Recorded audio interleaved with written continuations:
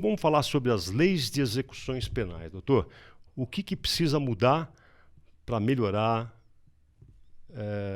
e os benefícios à sociedade, que é o que a gente tem que trabalhar, o bem comum? O que acontece, Coimbra, que eu vejo assim, você também como especialista deve ter sua opinião, mas o que eu vejo é que o sistema penitenciário está completamente falido. Nós não temos ali condição de receber mais presos ali. Está uma situação totalmente, vamos dizer assim, deteriorada, totalmente sucateada. Então, o que acontece? Os governos, o governo central, os governos e todo o sistema jurídico penal, principalmente administrativo, o que ele faz? Ele quer soltar gente, quer soltar preso para poder achar vaga.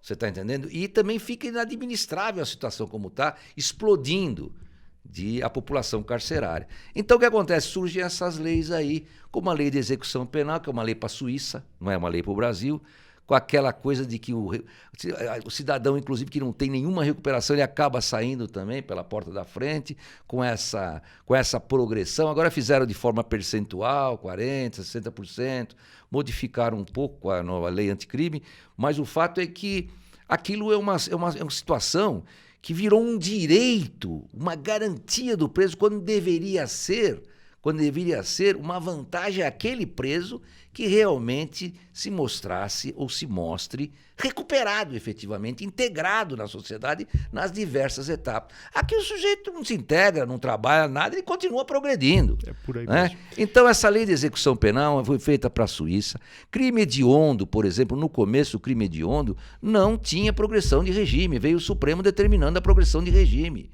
achando que aquilo era inconstitucional. Não era, numa situação diferenciada. Crime hediondo, estava ali na Constituição.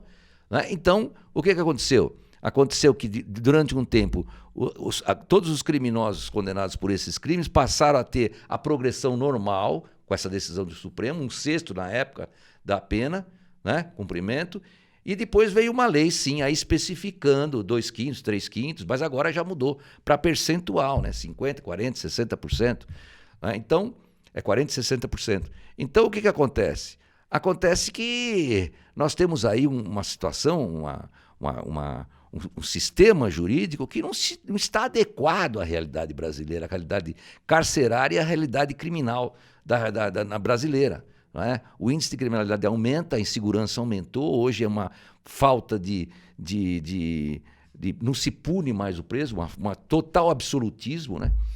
Então, aí você tem o garantismo dos tribunais superiores, garantia do réu, garantia do réu, garantia do réu. E a vítima? Como é que fica a vítima? Como fica a Alguém vítima? ouviu a vítima? Alguém quer saber alguma coisa da vítima? A vítima é a principal interessada. Sem e não dúvida. se ouve a vítima. Eu acho que para ter progressão de regime tem que ouvir a vítima também. Dispensar o exame criminológico, um verdadeiro absurdo. Né? O juiz pode dispensar o 112, se não me engano, dispensar o exame criminológico. Como dispensar o exame criminológico? Como é que vamos saber se o sujeito pode se integrar ou não na sociedade? Então, isso tem que ser um direito para o preso que o mereça, e não assim ser concedido indiscriminadamente. E fora as saidinhas. Fora né? as saidinhas. Aquelas saidinhas são coisa que a gente não pode acreditar. Né? Aquilo também é generalizado. Por quê? Porque o sistema está falido. O sistema penitenciário, todo o complexo penitenciário nosso, está falido. E a gente não consegue dar conta dessa criminalidade. Veja bem, quem está falando não é o policial, é um desembargador com mais de 30 anos de serviço na área. 38. 38 anos de serviço na área. Então, o senhor veja bem, algumas excrescências. E realmente o senhor falou que o espírito é sempre benevolente, sempre para ajudar o malfeitor. Agora se esquece da família e de todo o efeito dominó que ele causou, porque ele tirou a vida de alguém, ele acabou com a família, acabou com os irmãos, com os pais, e eu falo aqui uma coisa que eu sempre lembro: não tem pena perpétua no Brasil, né? Não tem.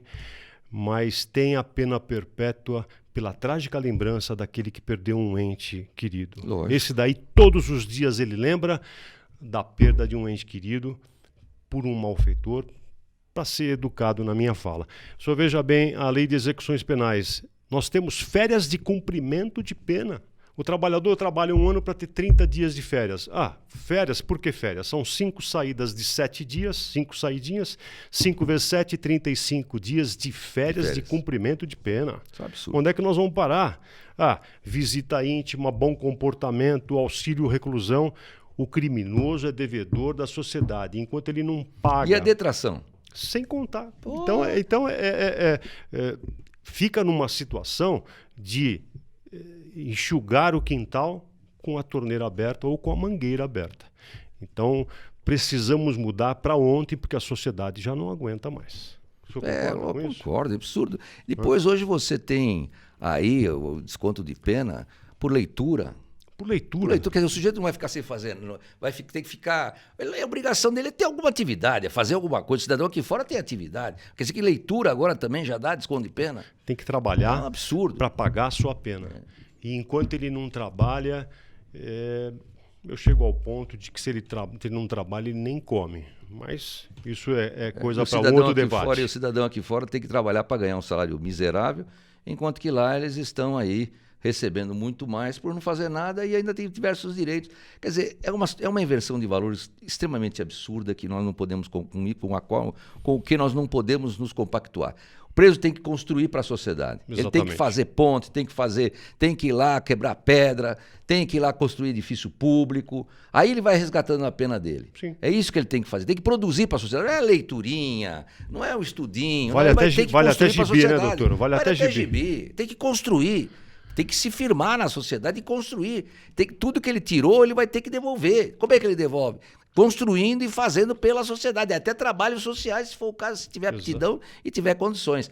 Ou então você não tem trabalho mesmo para... Você não trabalha, não ganha, não tem como ganhar. E a ressocialização que a gente tanto fala, ou a sociedade pleiteia, a ressocialização ela começa na família. Muitas vezes o pai desesperado fala: filho, pelo amor de Deus, não entra nesse caminho. A mãe de joelhos não tem lágrimas mais para chorar pelo filho e fala: filho, olha o que você anda fazendo. E ele não dá bola. A grande verdade é essa, e o malfeitor tem que cumprir porque ele é um devedor da sociedade.